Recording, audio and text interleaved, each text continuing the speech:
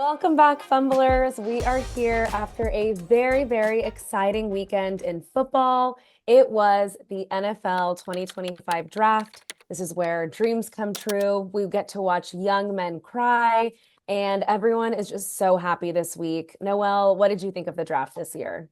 Well, I think one of my favorite things was seeing these grown men cry. No, I'm just kidding. No, but seriously, as you mentioned, this is where so many players, this is where their dreams come true, not only for them, but also for their families who have sacrificed so much.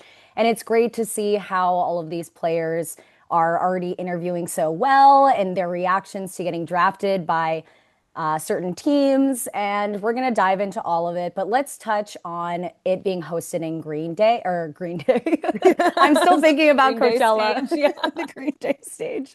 It did look like it was like main stage Lady Gaga out there Totally. No, it in the was Lambo. it was so big. The fans showed up. Let's talk about it being hosted in Green Bay. Now, this was an historic event for Wisconsin, and not only for them, but for Green Bay as a city. This was the first time that the NFL draft was hosted in Green Bay, and what a historic place to be hosted. As we know, Lambeau Field is there. And Lambeau Field, in and of itself, is already such a historic stadium. Green Bay, the Green Bay Packers, they hold so many Super Bowl championships. They have, they go by the title town because they hold so many Super Bowl championships, and the energy just seemed so electric, just from the TV. Um, and what the overall draft really provides for the city is not only like some great growth for the economy, but it is the place to be for NFL fans. It's a free event. There are so many photo ops going on. Every single sports reporter is there doing interviews with coaches and Roger Goodell. So it's the place to be. And not only for, all of those sports reporters, but we saw that over 600,000 NFL fans showed up over the weekend. They really showed up and showed out. And all teams, all fans of all 32 NFL teams really were represented there.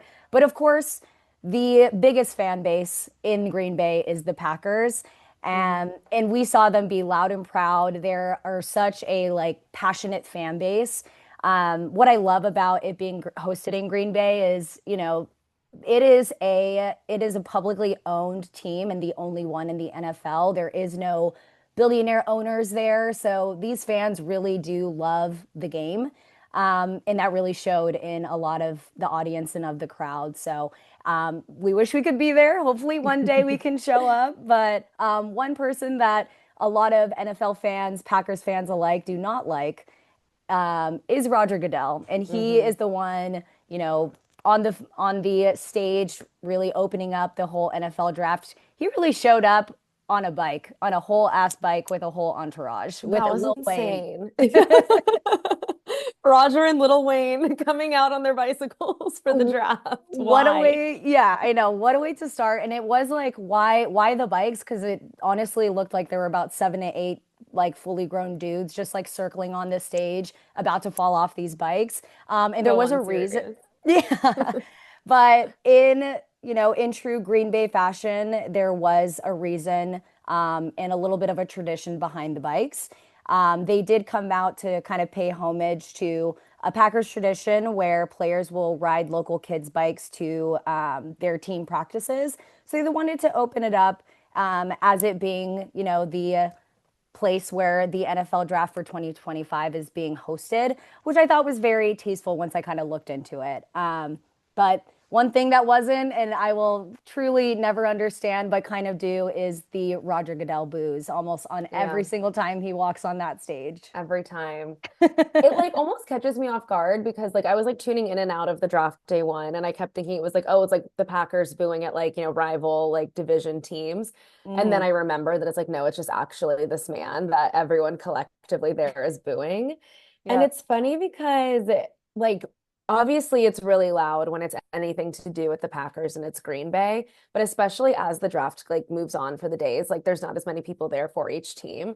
So like one of the things I noticed was like when certain teams like announced a draft pick, like sometimes it like sounded like there was like nothing coming from the audience, which is like really awkward, but then it just like really amplifies why the boos were such a big deal because it was like so audible. Yep. And I mean, he tried to come out on a child's bike, and if that's not enough for you people, then nothing ever will be. I'm Yeah. sorry.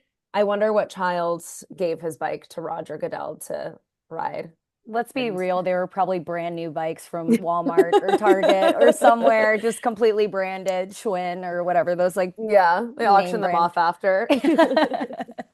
Exactly. But the Roger Goodell's boos go back in time, back to like the early 2000s. So it's just been like now it's just this tradition for NFL fans for him to be booed on every single NFL draft stage. Um, I want to say I look forward to it because it's kind of funny, but after a while, I'm just like, okay, it almost like Yeah. takes away from the moments for the players. But he he kind of takes it like a champ. I think it's funny because I was looking into, where the booze kind of originated from, and he during the 2020 COVID draft when everybody was at home and he was in his basement, he actually like recorded or he played booze as if like he was What? so he really like leans into the booze Oh, because he that's expects so it now, which I think is cute. like kind of sweet. I mean, he is like a very hateable guy for very many reasons, and a lot of people see him as just like this corporate puppet. So hmm totally understand, but I kind of like love that little fun fact about him. I love that he actually like plays into it because that's really the only thing. Like if he were to get like angry and like visibly like upset at any of the boos, like that's just so icky and embarrassing. So Yeah. the fact that he included a boo track in the COVID draft, I that makes me have more respect for him. Absolutely, absolutely. But looking at the overall vibes for the players, I mean, they were really the stars of the show, the main event, the main characters. It looks Um, so good. it looked so good. For 2025, there were a total of 257 draft picks across all 32 NFL teams. And what a moment that they had, not only on like the red carpet where they were showing off their outfits and they were getting interviewed, the green room itself, if the players chose to be there with like, a select amount of their friends and family, they were getting fed. I was looking at the menu. Someone, posted a picture, chorizo mac and cheese, Oh, sliders. And then there was wow. some healthy options like a fruit cup and like grilled chicken and salad. I'm like, who's choosing that on No, draft that's for day? the family. You know, they have a room full of the biggest boys, and they said we Hmm. need to make sure that these guys don't go hungry. No one's angry on draft night. Exactly, exactly. And That's fine. it's so fun when all of the players were selected. They had, I think the NFL called it like man in the mirror. So they would walk down this corridor. They'd usually like slap the logo of the team that hmm they got drafted to, and then they walk up to this mirror, pick up the hat of the team that they were selected by, and it almost looked like a double-sided mirror. So it was a cool shot. I liked it. They posted it a lot on socials, and that was like hmm the last thing that they saw right before they stepped out on stage. That's so So cool. what a fun time for them. They got to select the music of like when they were walking out onto the stage. A Oh, lot I of didn't know Lil that. Wayne, a lot of Yeah. Drake, a lot of Gunna. hmm So I think that those were like the top three artists that I saw for some of these players. But what a moment in time, and we're so excited. Like I think you and I always talk about this that it's so sweet to like see these guys' dreams come true, and they really get to, in a sense, kind of control a little bit of like their moment because of the music, which I think is fun. Yeah, I love that they give them that option because like they really want them to feel special. Because like you said at the beginning of this, it's not only like them who's worked so hard and this is like their biggest dream ever actually getting to play in the NFL after like high school and college and all the practices and all the time, like the interviews. Like it's also for their families that supported them and gave up their time and their weekends and their money to like make sure that these guys were as good as they could be and gave them a chance for the NFL. And so it's like, even if you don't totally follow college football or the NFL, just getting to see these clips of these players surrounded by all of their friends and their family, their pets, their babies, everyone, and getting to be with them while their dreams are coming true is just some of the most beautiful clips on social media you'll see this week. And, there's funny stuff, there's emotional stuff, and it's just, it's such a special time. So It really I is. loved it. Yeah. And the one thing that the players are ultimately looking forward to is not only playing the game that they love, but also those checks and that money The that money, they that sweet, sweet payday. Come to mama. Yes. And if you guys are wondering, how much do these first round picks and these NFL draftees get paid? Well, if you're wondering, the first round NFL picks in 2025 can make anywhere between $12.8 million to $48.7 million over the course of 4 years, of course, but still yet more money than many Insane. people in this world will see in their lifetime. Um, Yeah. which Coming is right out of college, getting that entry level job, that's not paying anyone else $48 million dollars for their entry exactly. level. And especially in this like NIL world, like a lot of Mhm. them are already getting paid probably millions and getting all these brand deals. So this is the beginning of their new life. So that kind of wraps up all that we saw. But what were some of our favorite moments, I guess, of the draft? There were so many to talk about. There are so many. I feel like we can take it from the top and just call out probably like the best, most iconic or like talked about parts of the draft because obviously, like you mentioned, 257, there's a lot of young men getting picked. And there's just so many stories that we couldn't possibly cover, but we'll do our best to cover our favorites or what we feel like you guys need to know or want to hear about. Yeah. And I mean, what better way to start than from number one? Number Our big one. guy, Titans Number on the clock. What's going on? Oh, that's actually another good point. Like my favorite part of the draft is the little sound before. I Yeah, feel like it pick changed is this in. year. Yeah, the pick is It was in. beautiful. Of course, the Chargers let the clock go to zero, and I was so embarrassed. I was like literally thinking to myself about to Google, like, can you forfeit a pick? Did they call someone and no one accepted? Like, do we have an Eli Manning situation on our hands? Like, I was so stressed, but then luckily I don't know what was happening. The clock still hit zero, but we still got a man. So yeah, the Yes. 10-minute clock is very stressful for some teams. Other ones didn't need all that time, but of Yeah, course, my they sweet, sweet Chargers, they love to stress me out. Yeah, exactly. And for that first round pick by the Tennessee Titans, I don't think that they needed that full 10 minutes, but No. at the draftees that are picked a little bit earlier, the number one being the best, is probably getting on that 48.7 million end of the spectrum. Hmm. And we're talking about none other than Cam Ward, who is the first quarterback off of the board for the 2025 draft. He is coming straight out of University of Miami, and everything that we've read about this man is he has, the quarterback skills, he has the leadership. I believe he interviewed really well. And we love to see it. I do think that his moment was just a little bit too short because there were so many things, just kind of one after one, just going right into the second draft or into the second pick. Hmm. That kind of ruined his moment a little bit, his chance to really shine. And we'll be talking about a story later on that even like completely overshadowed that. Oh, yeah. But I think overall this draft class didn't have like a ton of quarterbacks in the first and second round overall, Hmm. but like we got to give Cam Ward his flowers because what an accomplishment. You're going to be the highest paid rookie of the 2025 season. And we got to shout him out more and make sure that we cover all of his accomplishments in the offseason and during the regular season. No, absolutely. I completely agree. Like he did not only did he not have a big moment on draft night, I feel even leading up to the draft, that was not the conversation people were having. It was just kind of like, yeah, of course, Titans are picking number one. Titans need a quarterback. Cam Ward's the best quarterback. Obviously, there was in months, not recently leading up to the draft, but months prior, there was like maybe, oh, Cam Ward, Shedeur Sanders, who's better? But like it was very much Cam Ward was the very clear front runner and who the Titans were going to pick. So I feel like when there's nothing to be speculated about, we kind of miss out on any sort of drama. So he went silently into the night. Let me tell you, was wearing the hell out of that tan suit. He looked so good, so classy. I was like, that is a man who just made $48 million dollars and knows it. Yes, He looked yes. so good, but I remember thinking like, okay, like I'm tuned in, first pick, let's go. Immediately, like I don't even remember an interview that he gave, he might have, but like the whole show just changed because they're Yeah. like, okay, Kmart, breaking news. We have our first trade of the night. Oh my God, we didn't see this coming. First trade of the night. And it was like everyone was like, get Cam Ward off of our screens. What is this trade that we're talking about? Like the draft Yeah. can finally start happening and get interesting. So what we're talking about, of course, the Jags did their big one. They immediately jumped in. They were supposed to be picking at number 5. They said, not good enough. We need to go get our guy. They called up the Browns. They said, we need to come in at number 2 overall. So the Jags move up to number 2, sending the Browns back to the 5th pick.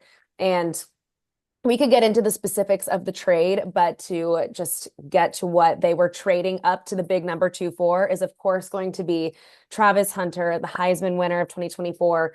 He is a cornerback and a wide receiver from Colorado.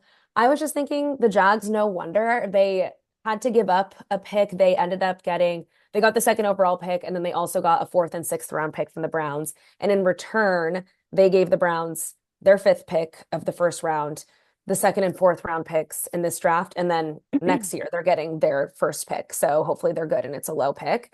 But like they got a BOGO. They got a man who plays 2 positions, like 2 for Yeah. the price of 1. So I'm like, this is an amazing move from them. They're literally Yes. getting this man who is the best athlete of the draft, is openly saying he will quit the NFL if he can't play both positions, which for you guys who don't know, like if this is the most, like no one does this. You either play on the offense or the defense. And cornerback and wide receiver are 2 positions that arguably run the most. I mean, I don't think that's arguably. They obviously run the most. They run the longest routes. They're constantly sprinting back and forth. And he wants to play on both sides of the ball the entire 3 hours of the game and said, I'm going to quit if they don't let me do this. Yeah. So he's pumped to be a Jaguar. The Jags are pumped to have him. If you were watching the draft, he was the one in the bright pink suit. Lil Wayne was sitting next to him as he was getting the phone call in the green room. People were like, what's Lil Wayne doing there? Like, what is he doing with Travis Hunter? But it was such a fun moment. And I think this is when the draft, like immediately we got through with the obvious Cam Ward pick, and then it kind of came alive with the Jags coming up. Travis Hunter looked pumped. The immediate Yeah. memes of course, he's so pumped because he doesn't have to be a Brown. The Browns are ever not going to be shit on, but Yeah.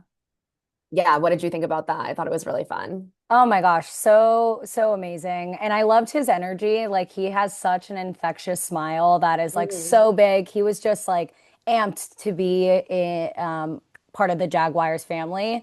And I believe he's also from Florida. So, Mhm. there were a lot of comparisons of like, man, he doesn't have to play in cold weather in Cleveland, and now he gets to be like nice and hot in Florida, but still yet gets to be closer to his family. It was great. And like, I loved his reaction to all of it. I can't wait to watch him play.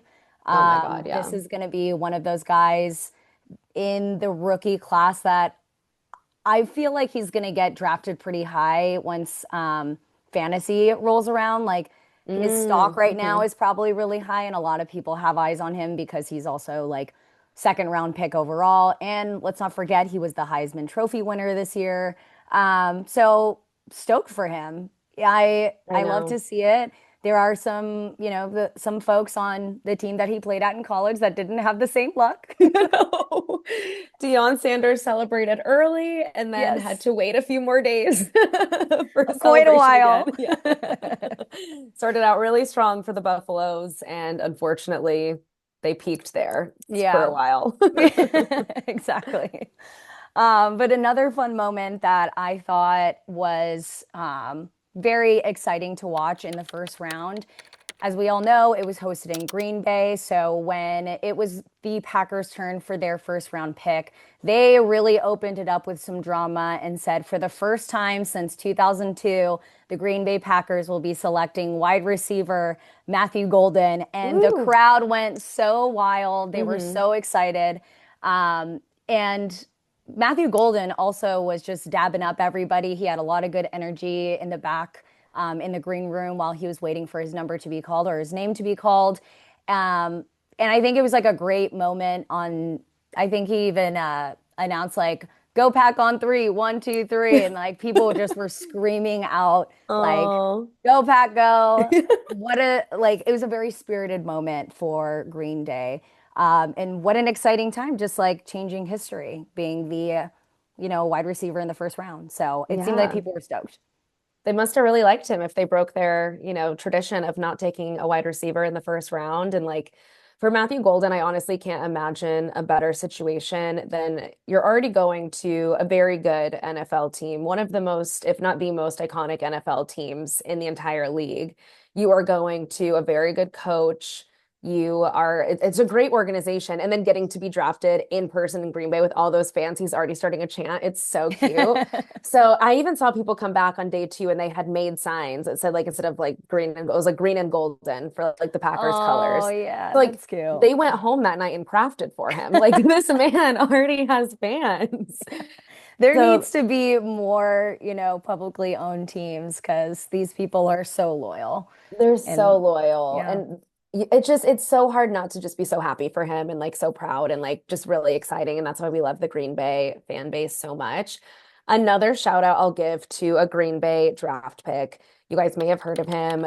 Well, you probably didn't hear about him before the draft because he wasn't one of the people talked about going in the first round. His name is Barryn Sorrell. He is a defensive end from Texas. And this man he must have known that he wasn't going to go on the first night of the draft. However, that didn't stop him from getting all dressed up and sitting in the green room. And as Noelle mentioned, like the green room's a really big deal. We got all the families, we got the buffet, we have like it's all of the best players that are you have to be pretty confident you're going the first night. Otherwise, you just sit there with your family and then you don't get picked and then you have to go home. And it's just like no one really wants to put themselves through that. He did. He was there, waited all night, didn't get picked. He said, "No worries, guys. I'll be back tomorrow." Stays all day. Day two, doesn't get picked. And so then people are like, oh no, like they start noticing because he's alone in the green room. There's no one else left. It's just him. And not only did fans notice this, but Roger Goodell had a moment of being a sweet baby boy and went up to him and talked to him and was like, listen, I know you're going to get picked. When you do, I will come out and I will say your name and I will like, you can have your moment with me on the stage. What a Because Roger guy. Goodell, he's got places to be, he's got things to do. He's only announcing round one. He's not coming back for the people that are picked in the fifth round. So finally, after waiting 3 days in the green room alone, he is picked in the fourth round by the Packers. And it was just the most electric moment because at this point, all the people there are aware that he's been waiting. He has the moment, like you said, where he comes to the tunnel, he picks up the hat, touches the logo, and then Roger Goodell is there. They have the biggest hug, and the crowd is just going wild. And like, he also, I think I've seen videos of him like already starting chants and like, like being with like the crowd in Green Bay. So like, I don't know. I feel like it was like a nice message of like, it's good to be like delusional and believing in yourself because either you'll be right or like people will just admire like your like, I don't know, you're just keeping at it and Bravery. afraid. Yeah, I'm like, I would never. But like, and you got to give the guy a lot of credit. He also had three outfits that he had ready to go. That's And like, wild. Didn't even think about the three outfits. no, I'm like, oh my God, it's hard enough picking one outfit knowing you're going to be televised. I think the first two were like suits, and then the final outfit was like a matching set, like short and shirt, or like, yeah, shorts and shirt. It was like totally reminded me of like Coachella, where it's like your third day Day is like the three. ugliest outfit. So he got picked in his day three, and that's like all the videos that are going viral. But Oh like my gosh, that's obviously so he's not good. thinking like that. But he got picked in his day three outfit alone in the green room. So Hey, you got to give this man credit. We're going to be rooting for him next season. 257 spots. He's one of Yeah. them, and that is something to be so proud of. Oh yeah, lots of men did not make the top 257. Like when you think about it, like because I kind of had to stop myself too. Like I was watching throughout like the end of the draft because of the next story we're going to talk about. And you start to think like, oh, these guys aren't any good. And then you realize how many people play football at a high school level, get drafted into college, and then just a small percentage make it into the NFL. Yeah, And so it's like anyone getting drafted, even that number 257, like you are so good to have made it this far. right. And obviously, even the people picked in the first round, you don't even know if you're going to be able to make it big in the NFL or even Hmm. have play time. So, they're just being given a chance. Yeah. And like we said, it's really exciting. That's why people cry. That's why the men are sobbing. Yeah, it's so exciting. These are definitely like the best caliber of football players like across the country that are entering the NFL. And luckily for some, they do have other opportunities to get picked up as an undrafted free agent or maybe Mhm. even getting invited to some rookie camps. But like that is so No one wants to be in that position. Everybody wants the chance to walk across that stage, maybe shake Roger Goodell's hand, put on that Hmm. cap. So these are the best of the best that we're talking about, and we're so excited for them. Exactly. But then there is the other side of the men that thought they were going to go early and did not. When we have Barryn Sorrell, he knew he wasn't going in the first round. He just maybe wanted this to be a story. But there are men, Shedeur Sanders specifically, who we're talking about. Obviously, that was the talk of the town before the draft happened, and then during the draft, and now after the draft. This man, like, is a media magnet. So every single mock draft, every single NFL show, podcast interview, they have Shedeur Sanders going night one of the draft, just based on his skill as a quarterback. We all know Cam Ward's going number one. We're having Shedeur Sanders maybe be the second quarterback selected. So we're obviously like before the draft, there's news, I mean, just days before about interviews that Shedeur Sanders is doing with teams where he's showing up unprepared, he seems arrogant, and he's kind of rubbing teams the wrong way. But you hear about attitudes all the time in the NFL. You see guys yelling at their coaches on the sideline. Like, if you have the skills, unfortunately, your attitude doesn't always matter. It should. But I think people just kind of thought, okay, whatever. Like, obviously, teams need a quarterback, even if he wasn't super prepared in the interview, like, he's still going to get picked. So, for you guys who don't know, Shedeur Sanders is a Nepo baby. His father is Deion Sanders, who's an NFL Hall of Famer and also has coached Deion throughout his entire high school and college career. So that is a big element of the story as well. But all that to say, very rich, comes from money, getting the NIL money too. Instead of going to the green room, he decided that's not even good enough for me. I'm going to build my own custom draft room. So he had all of it branded with his like tagline legendary, which I believe is him. He's legendary. He, of course, had like, floor to ceiling, like racks of like the hats for all of the teams that could be drafting him. He had even a media room with a couch and microphones for him to do his interview. I think he had over $100,000 in jewelry just wearing it on the first night alone. And all of this was just so he could have the biggest moment possible with all of his people when he got drafted. The problem was he didn't get drafted night one. Right. And this was like being live streamed too, like his like draft party. And so we just kept checking back in and being like, okay, when's it going to be? And as you mentioned, this wasn't a big quarterback year. Last year, we had six quarterbacks get drafted in the first 12 picks of the draft. This year, it was much less teams who needed a quarterback and much less talent overall in the quarterback kind of market. But there still were teams that needed quarterbacks. We're looking at the Titans, obviously, number one, they're going to go Cam Ward. The Browns, the Saints, the Steelers, even the Giants, people are talking about need a quarterback. So when we are watching the first round and when people are doing their mock drafts, Shedeur Sanders was supposed to go. People are even saying first five picks. Like, okay, maybe the Browns will get him with their pick. Maybe someone will trade up. Maybe the Giants, maybe the Saints will get him at nine. The draft just keeps going on. None of these teams are picking him. The like everyone's picking like like the like Abdul Carters of the world, the Travis Hunters of the world, like the very skilled athletic men who deserve to go high. So then you're thinking, all right, he's going to fall far enough to get to the Steelers. Steelers don't even pick him. The Giants trade back in to have pick number 25 and they pick a quarterback. Is it Shedeur Sanders? No, it's Jackson Dart. People are like, what is going on? Like, what are we watching the same thing? And this is when people start panicking. And there is just a huge slide that we're already talking about. Oh my God, he didn't get drafted night one. Like, this is getting embarrassing. And then he doesn't get drafted round two, round three, round four. He finally gets selected in the fifth round by the Browns. I want to say it was like the 144th pick of the draft. He was the sixth overall quarterback selected when many people thought he was going to be number two and go that first draft night. He wasn't even the first quarterback selected by the Browns. If you're just saying, oh, the Browns knew they were going to be able to get him, they drafted a whole other quarterback. They got Dylan Gabriel from Oregon, and people are like, oh my God, is Shedeur not even going to get drafted? So that is insane. I will say too, my last thing on just how like crazy and like kind of crazy, like wild all of this was when I was watching like day two of the draft. They had like a draft day commercial about how like exciting it is, and they have like like they have like Cam Ward and other like top five picks that are saying like, oh yeah, like this is what draft day means to me. This is so exciting. They have Shedeur Sanders talking about like, yeah, like represent my dad and like draft night is going to be legendary. They are playing that sound with Shedeur Sanders after the after the first night, after draft night. Like he had already not gotten picked on draft night and they're still playing the spot. I'm like, why is no one calling NFL Network and saying pull the spot right now?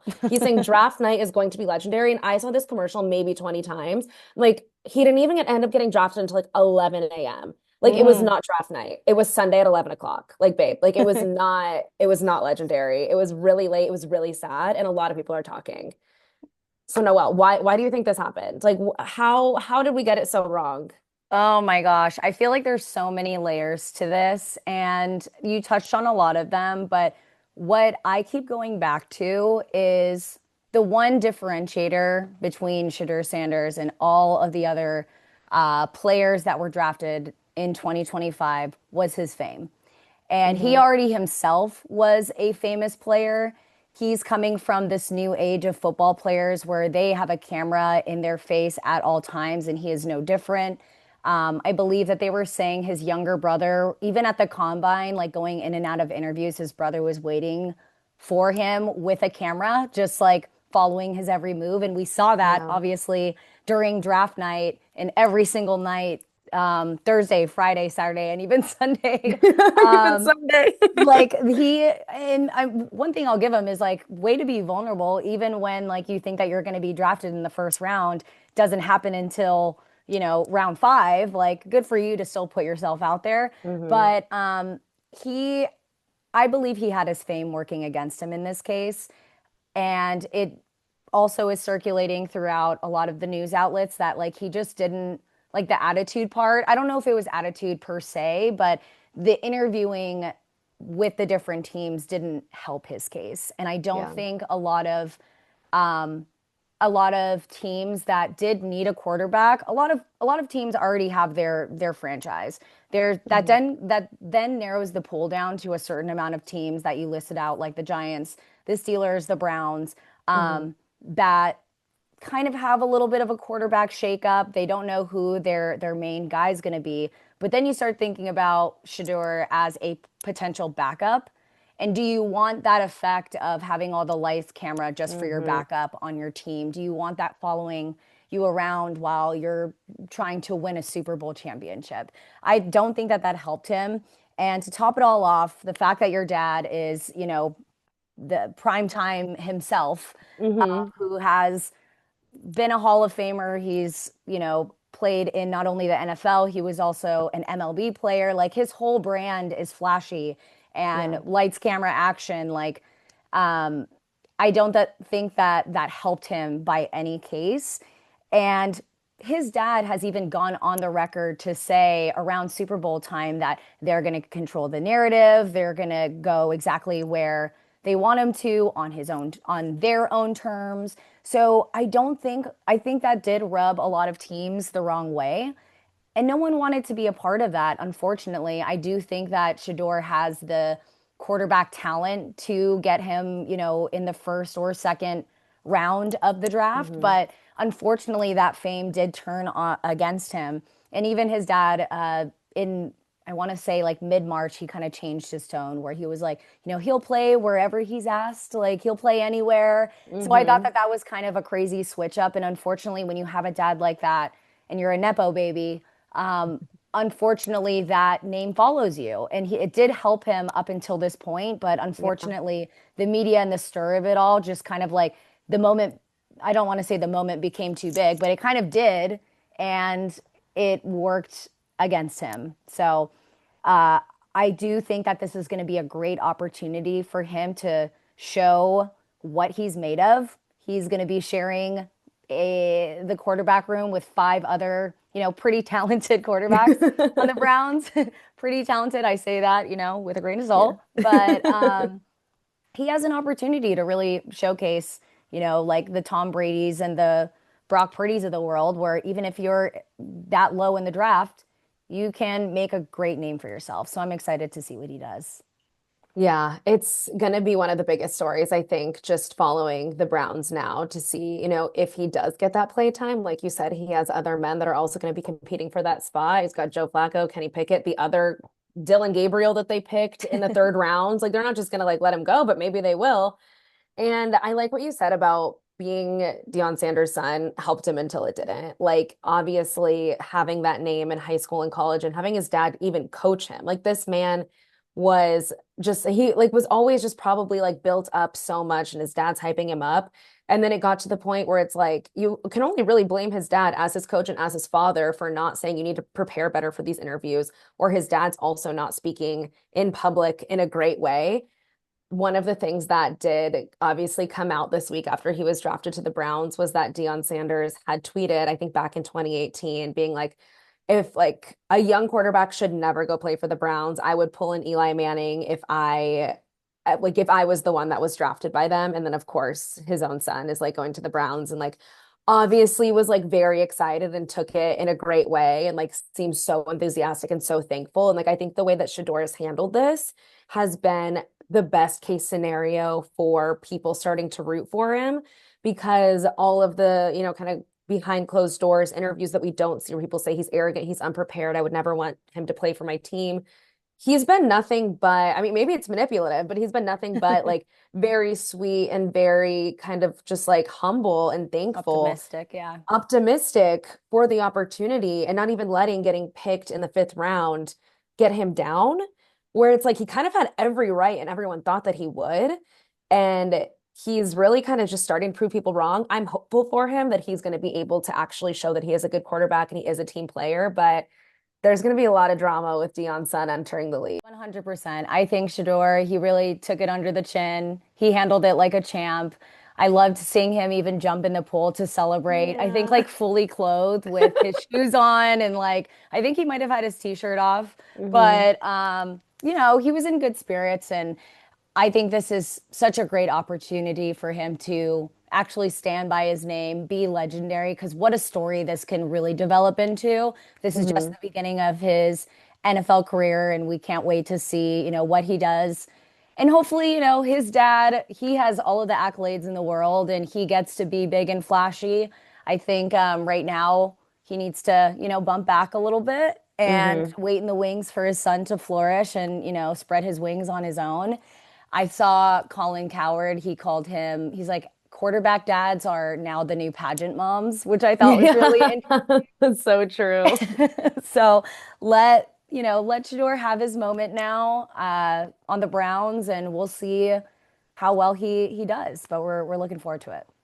Yeah, I think as much as this is a wake-up call for Shador, it's also, I'm hoping, is a big wake-up call for his dad as well, of just like, you have to watch how you're conducting yourself. And obviously, this is a man who's like, has a huge ego. He kind of like built his brand off of that.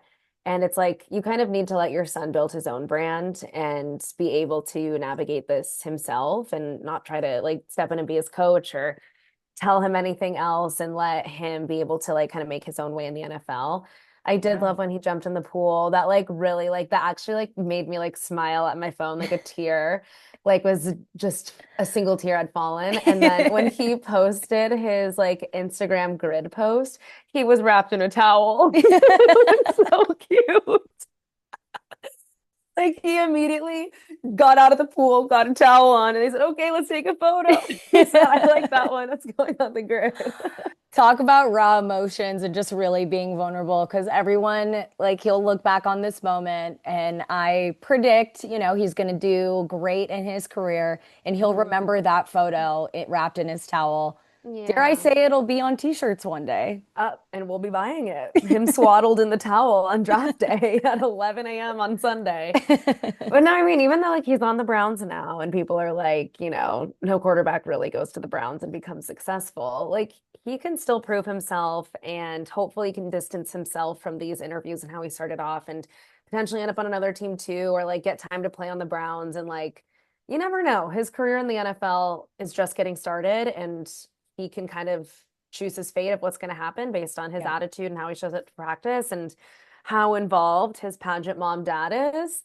So we shall see. Yeah.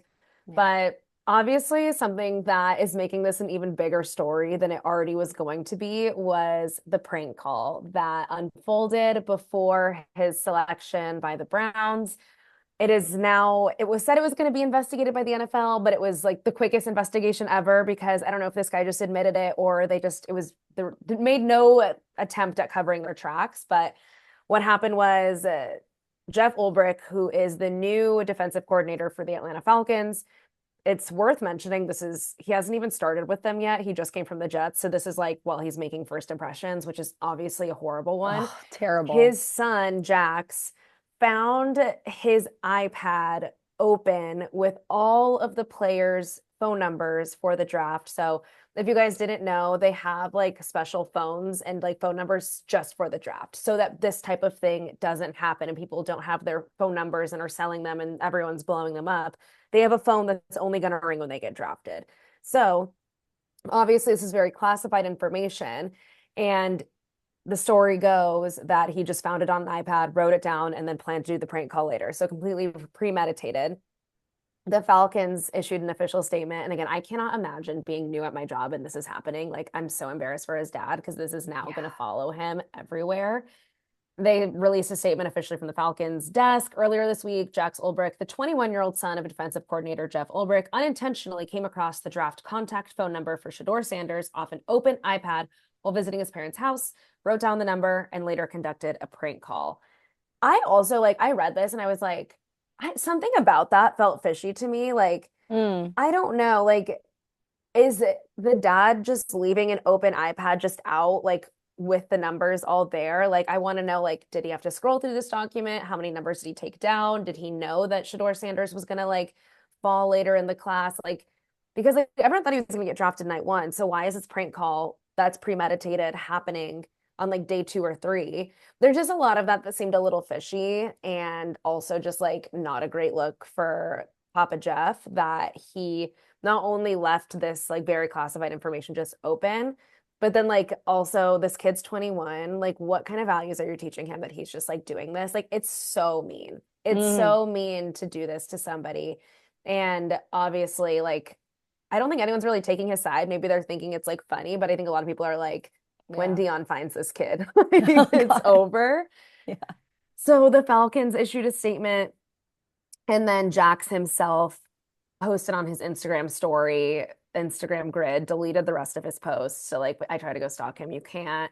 Said on Friday night, I made a tremendous mistake. Shedeur, what I did was completely inexcusable. So I guess he's saying this happened on Friday on night one of the draft. So I actually don't know though, because I saw footage from Shedeur's camp of people filming him because they thought he was getting the call. And like you said, he gets Mm. filmed every moment of his life. And it was when he wasn't in that like draft room. It was when he was at the house of the pool. So maybe he's talking about Friday night of like when he took down the number. Shedeur, what I did was completely inexcusable, embarrassing, and shameful. I'm so sorry I took away from your moment. It was selfish and childish. I could never imagine getting ready to celebrate one of the greatest moments of your life, and I made a terrible mistake and messed with that moment. And then he adds, thank you for accepting my call earlier today to let us all know that he also apologized to him over the phone, which is not, again, this is not for Shedeur. This public apology is for us. I hope you can find it in your heart to forgive me at Shedeur Sanders. So Yeah. I read this and I immediately just thought this is such bullshit. I like don't believe this apology for 1 second. And like I don't want to like shit on like a 21-year-old because like obviously he's dumb, but like this is just like giving like your parents made you to like do this. You chat GPT'd an apology. Like I don't know. I don't Yeah. think he like reflected and learned in a matter of a day and feels Yep. sorry and actually thinks all of this. I'm happy that he talked to Shedeur, but I don't know. I don't like Hmm. it. It feels icky to me. Do you believe the Oh, apology? What do you think about the iPad story? I don't know. Like, it's not, yeah. I know they're giving us all the facts, but it's just somehow like it's not sitting well with me. Yeah. I mean, I didn't know that piece that Jeff is the new defensive coordinator. I think that that Hmm. adds some extra juiciness to this Yeah. story. Like, I can't even imagine going into a new workplace and having your son have a major fuck up like that. I Yeah. would be so pissed as a parent, like Oh my maybe even God. disown him. No, I'm just kidding. But like, what on earth thing do you like? What on earth makes you think that you can get away with this? Yeah. And that just makes me question, obviously, this kid's character. Maybe not so much the parents. Like, maybe he really did just think that he would get away with it. But this is the NFL draft that we're talking about. Do you Yeah. really disrespect your dad that much to find the iPad, know what's going on? I'm sure he knows, he sees online what's happening with Shedeur Sanders. It's the biggest news story of the NFL draft all weekend. And Hmm. you're just going to like stomp on this man's like ego just a little bit more and provide a prank call to him. I think that that's so like the lowest of the low that you can Hmm. get. I don't believe in that apology one bit. It does seem Hmm. very chat GPT-esque because if you're saying all that, you wouldn't do it in the first place. Like if you're Exactly. that much of a grown up, you would know that this is the biggest moment of somebody else's life and you're just inserting yourself and ruining it a little bit more. And not only that, it was on camera. And what did the prank Mm-hmm. call say? Like, it's not your time yet, and you're just gonna like, you think that's funny? Like that is You so think that's funny? you think Graham. You think that's funny? I like these 20 like these young kids are just like, oh no, and then they go something like this happens and then their life is ruined. They're like, oh no, the consequences of my own actions. Like Yeah. if things happen from this point on in your life that don't end up panning out well for you, this is because of something that you did. And you're going to have to Yeah. deal with that.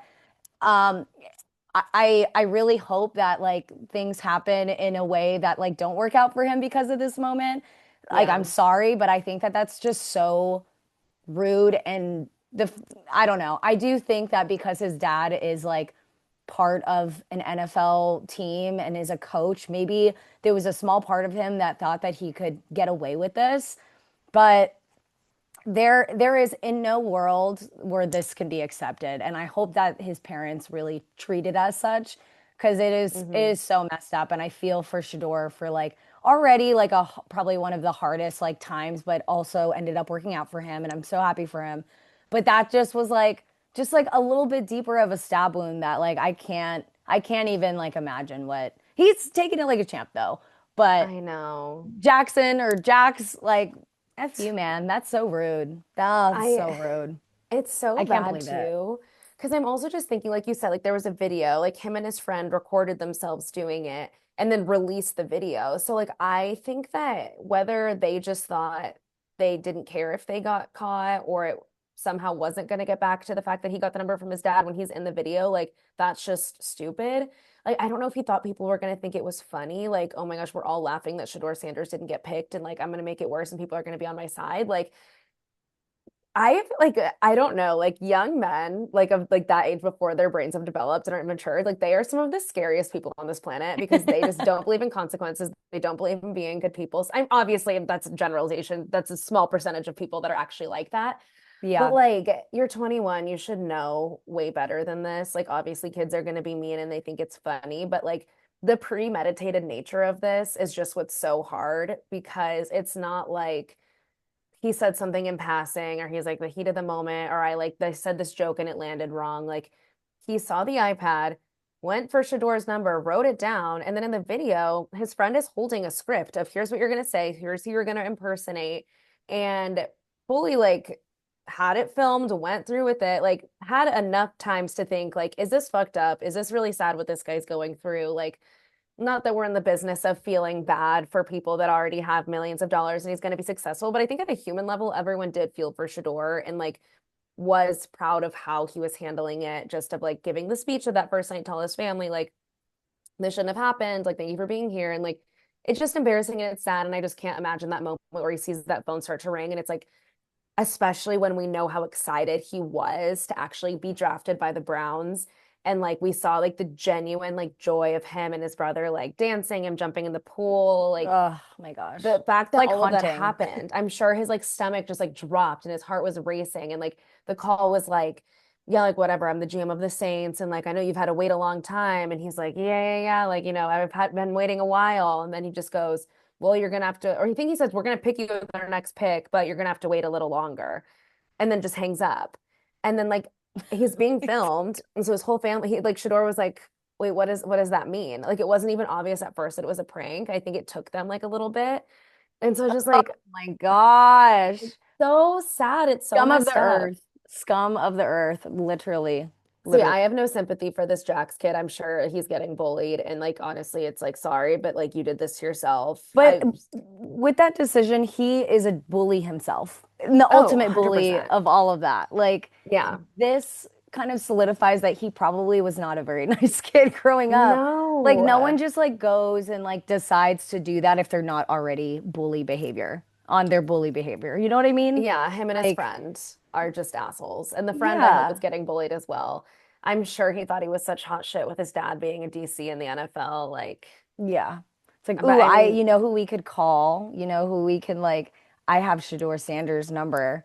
Like, yeah, I literally hate this mm-mm. kid. No, no, no. I, it's so bad. And like, I know his dad has to be pissed just because like your son's being a bad boy.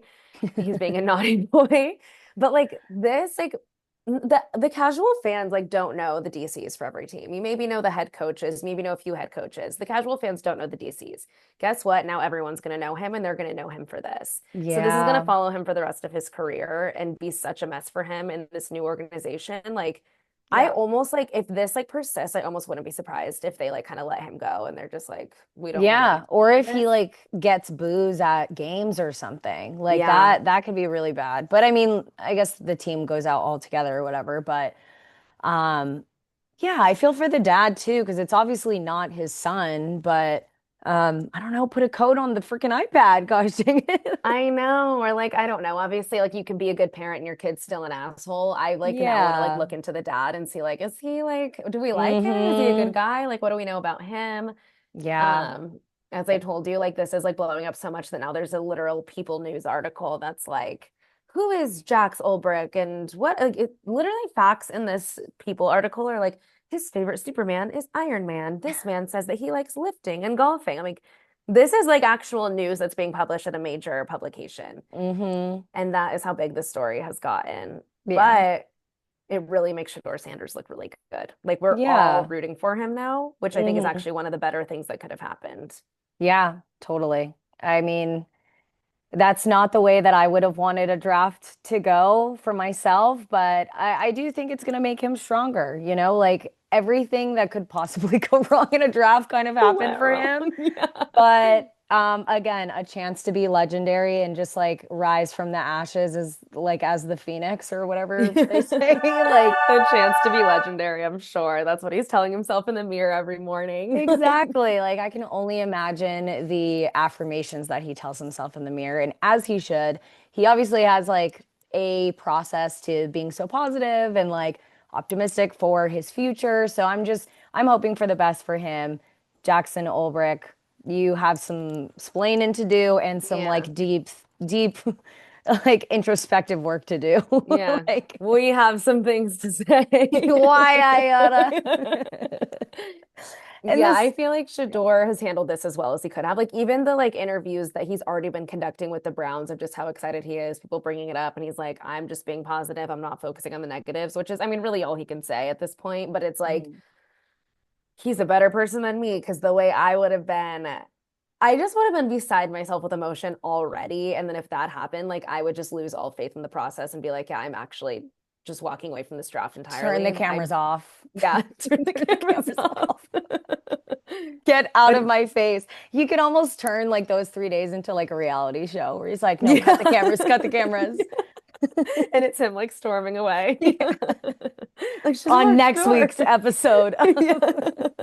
He's like in the pool. Oh my No, gosh. so crazy. Yeah. And I mean, it's sad because not only did we see this moment happen for Shador, but there's been news articles that have been coming up of other players while they've been waiting for their phones to ring, of other prank callers that were happening all throughout this draft class. Tyler Warren, who was drafted on the Colts, got a prank call. He's a tight end. He came from Penn State.